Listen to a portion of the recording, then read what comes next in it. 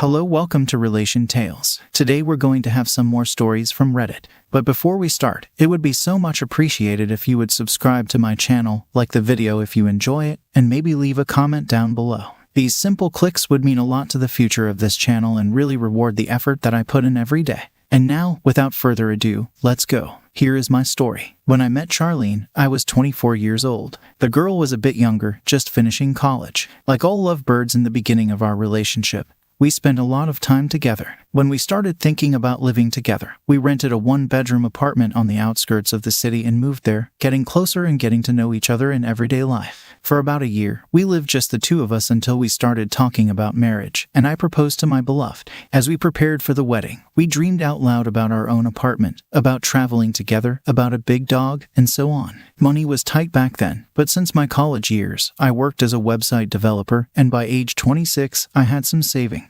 So, after the wedding, we were able to buy our small apartment, which I took out a mortgage for in my name. I remember how proud I was because it was a big step towards an independent life. Charlene and I moved there and gradually began to pay back the loans together. It took several years before we paid it all off and got rid of that financial burden. Right after that, my wife started talking about traveling around the States. She had dreamed back during our honeymoon of visiting cities like Seattle, San Francisco, and Portland, but because of the loans, we couldn't afford it. I understood her desire to get away somewhere and unwind, but at that moment, I wanted to move up in my career, earn a little more money so we wouldn't go hungry or get into debt again. After traveling, the proposed travel date kept getting pushed back, and I could see Charlene's mood changing before my eyes, worsening. It seemed silly because her job brought in much less money. You could say the two of us were practically supported by me alone. Yet, the accusations about why we still didn't have money for the trip were targeted at me as well. The atmosphere at home became more tense when I started working remotely from home. After that, my wife and I were like cats and dogs. For a period of time, I was getting few orders from clients, and because of the need to start saving, Charlene got even angrier at me. Although, to be honest, she didn't really lack anything.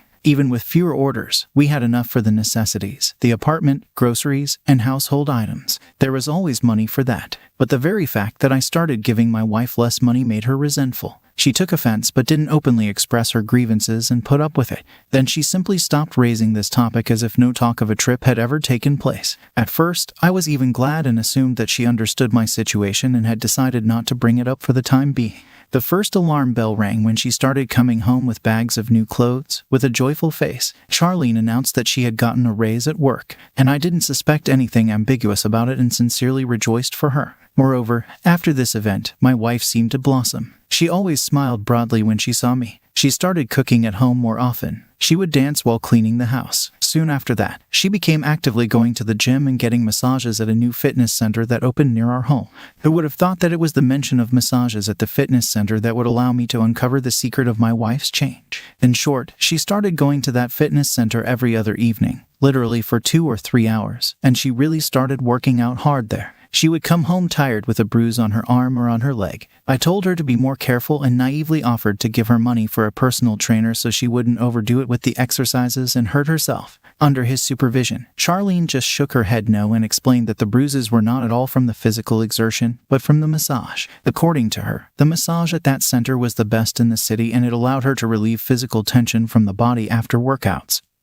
So she had no intention of giving it up just because of a few bruises. Actually, it seemed strange to me that people could have bruises on their bodies after a massage. Yes, I admit that the masseuse could have taken the skin carelessly or accidentally used too much force, but the specialist's job is not to harm their client. It seemed weird that she came home with bruises so often. On top of that, at one point, my back started hurting, especially in the area of my shoulder blades and near my neck. Since my job was website development, I spent a lot of time sitting, which negatively affected my posture. Impressed by Charlene's enthusiastic stories about the massage, I decided to also go to that fitness center for the service, hoping to relieve the pain in my back and also to see just how the masseuse performed the massage if bruises were left so often. That's when the alarm bells really started ringing. The receptionist at the entrance cheerfully informed me that there were no massages there and never had been. There were dumbbells, medicine balls, and other sports equipment, but nothing more. Well, this is interesting, I thought at the time. After looking at other places that offered massages, I went and got one done elsewhere. I came home that evening when Charlene was already home. I wanted to ask what was up with the massages but rephrased the question a bit. So, how was the massage? still doing it there? No pain? I asked her and, of course, got an affirmative answer. I didn't confront her right then and there that there had never been any massages at that fitness center since the day it opened.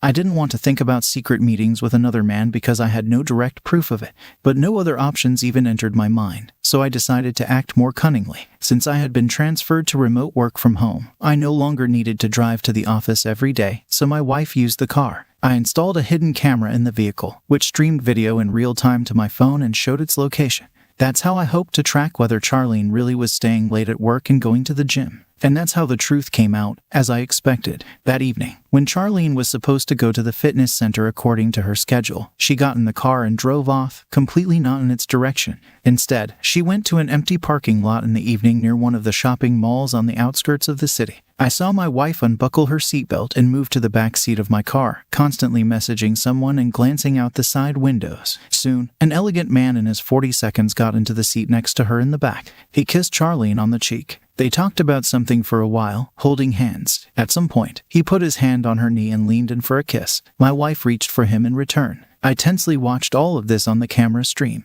I felt nauseous from what was happening, but I couldn't look away from my phone screen. The kiss quickly turned into passionate embraces. I saw the man's hands greedily roaming over my wife's body as he unbuttoned her blouse. She enthusiastically responded to his caresses, running her fingers through her lover's hair and pressing her whole body against him. They kissed as if they were about to have sex right there in the car. I sat there paralyzed, unable to look away from the screen. How could Charlene so crudely betray me and our union? I felt rage boiling up inside, unable to take it. I quickly got dressed and ran over to my neighbor friend's place. With no explanation, I asked to borrow his car, promising to return it soon, and getting the keys, I drove towards the supposed meeting place of the lovers. Luckily, I got there without traffic and quickly, right at the hottest moment of what was happening. The car was rocking slightly on its wheels. The rear windows were fogged up from the stuffiness inside. They say anger blinds you, but I felt clearer than ever in that moment. When I abruptly opened the rear door closest to the lovers and with one jerk, pulled them both outside, just like that, half undressed.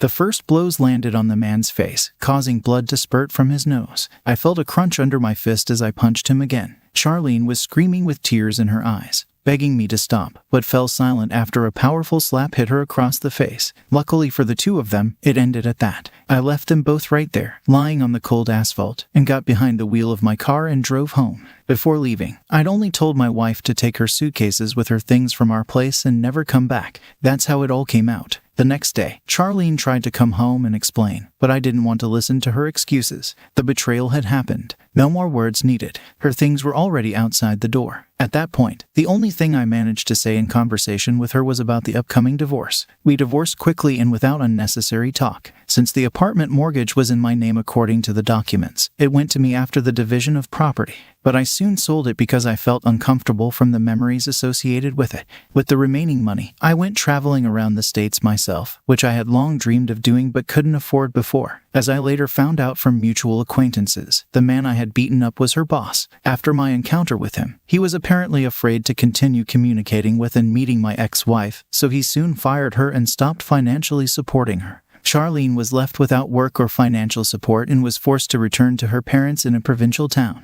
Remembering this story still hurts, but it's better to live with the bitter truth than a sweet lie. That's the story. Share your thoughts in the comments about this situation and the behavior of the spouses. If you liked it, please support us with a like as well as subscribe to our channel. Write in the comments what you think about the story. Thank you for being here with us.